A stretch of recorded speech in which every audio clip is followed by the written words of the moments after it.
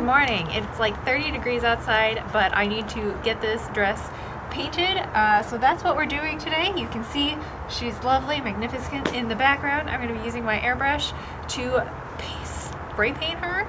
I guess it's not really spray painting. Painting with spray. I don't know. We're going to be airbrushing today. I've got my hot hands because my thingies are getting cold already.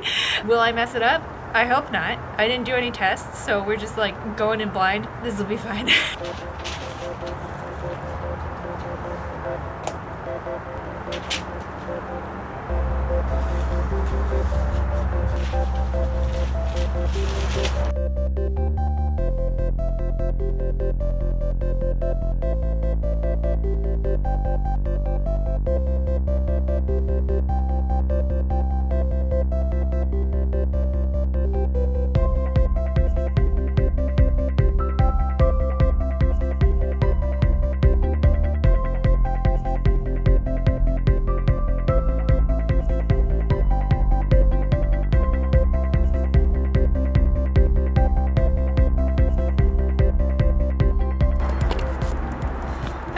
We are all done with the painting.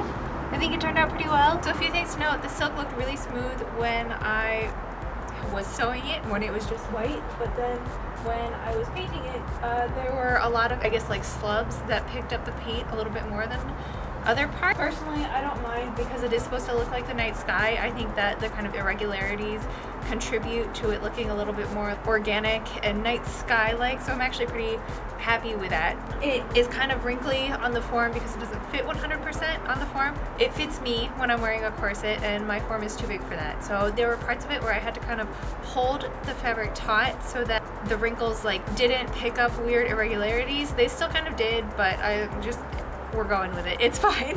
I think that's pretty much it. I'm very happy with how it turned out, so I'm gonna let it dry. I'm gonna clean up a little bit, and once it's dry, then I can start on the trees, or at least figure out what I want to do with the trees. So I will see you guys then. My dress is all sprayed. You guys saw me do that, and then I pressed it all to set it with the heat and the steam. So next is the embroidery, and I've got some inspiration pictures. I was leaning more towards doing the kind of evergreen like fir tree look, but I just got today Holly Black's book, How the King of Elfheim Learned to Tell Stories, and they've got some really good illustrations of branches. So while I was leaning towards doing more fir trees before because it's set off the coast of Maine and like, I don't know, that's kind of wintry, right?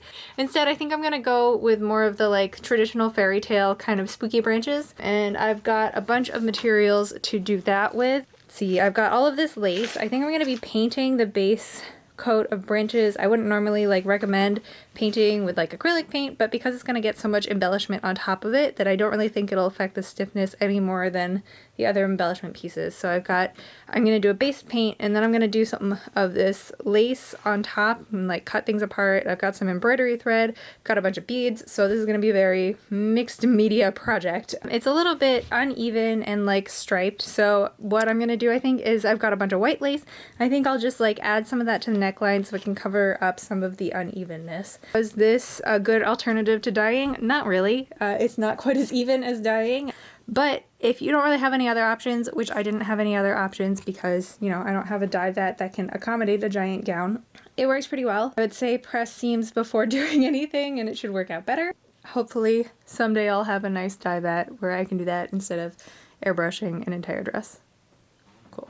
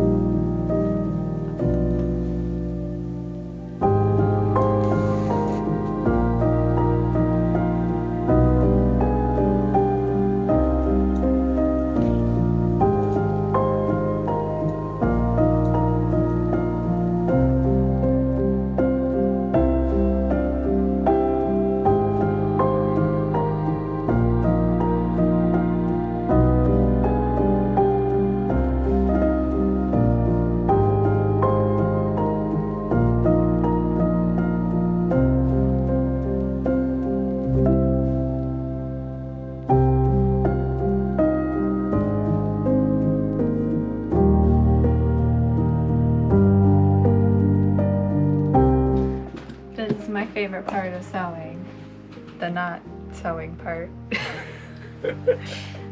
That's not true. Beading counts as sewing.